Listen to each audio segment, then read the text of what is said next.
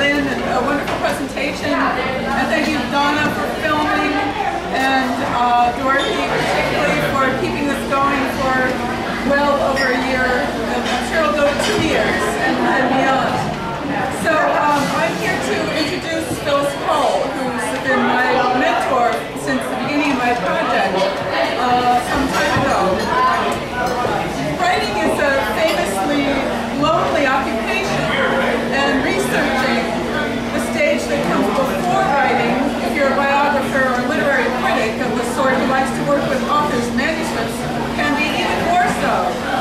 You travel from library to archive in one city after the next, or maybe the same city over and over again, only to sit in the silent company of others very much like you, but each of them inhabiting entirely different mental spaces as they pore over letters and diaries and manuscript drafts written by other hands in other eras.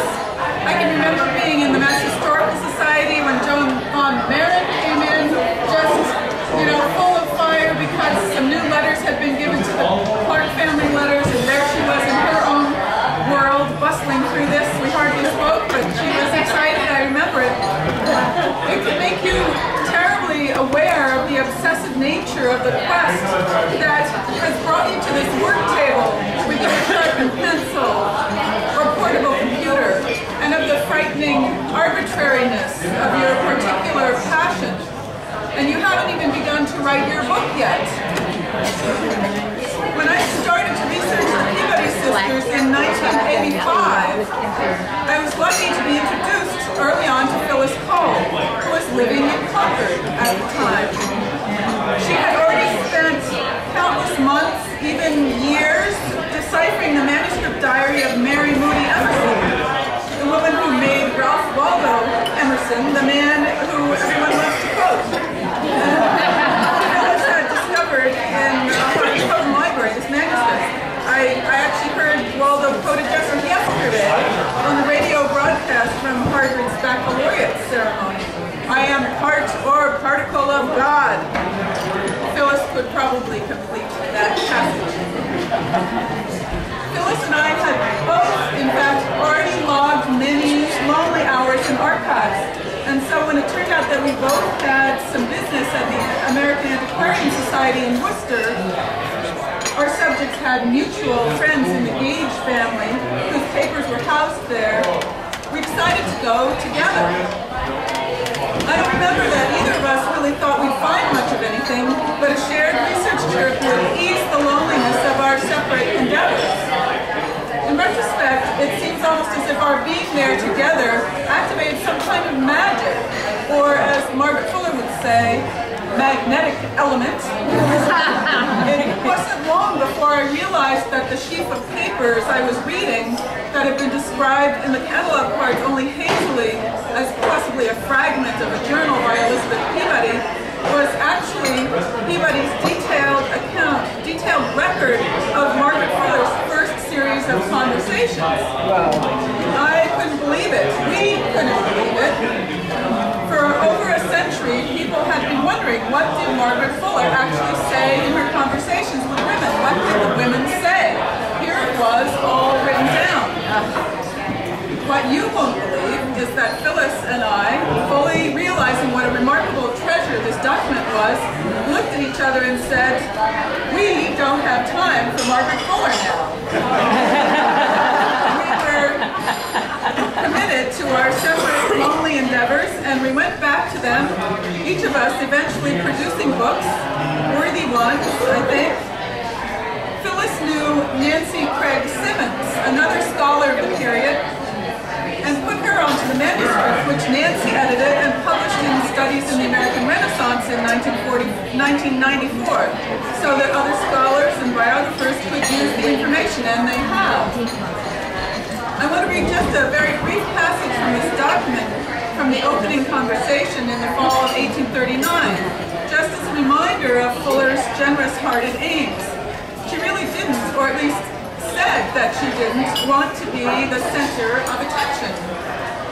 So this is what Peabody recorded after the fact. Miss Fuller guarded against the idea that she was to teach anything. She merely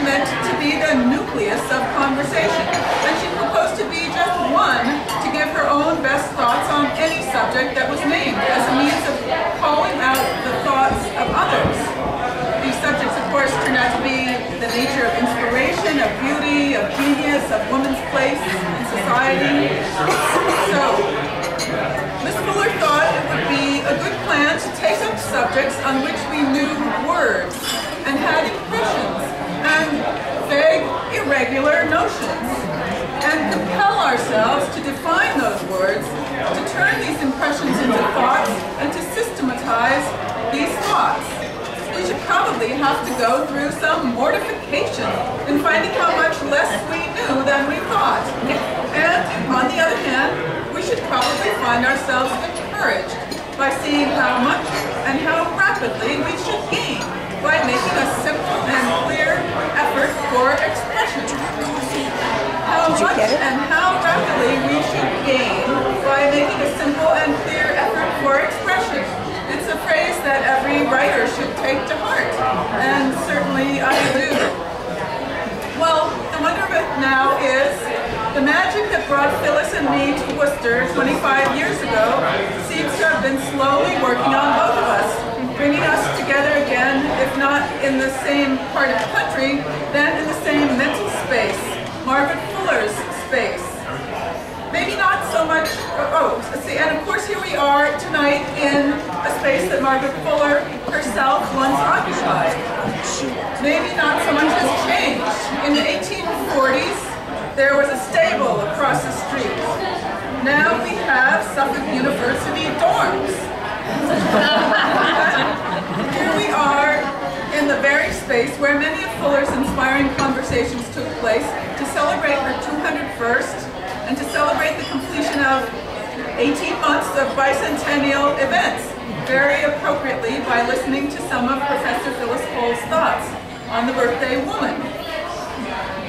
After completing, now this is my introduction, Phyllis, after all this, after completing her monumental biography, Mary Moody Emerson and the Origins of Transcendentalism, which was a finalist for the James Russell Lowell Prize of the Modern Language Association, Professor Cole of Penn State Brandywine, where she teaches in the English, Women's Studies, and American Studies departments, has been working on Margaret Fuller for about 12 years, or maybe longer if you count back to that AAS discovery.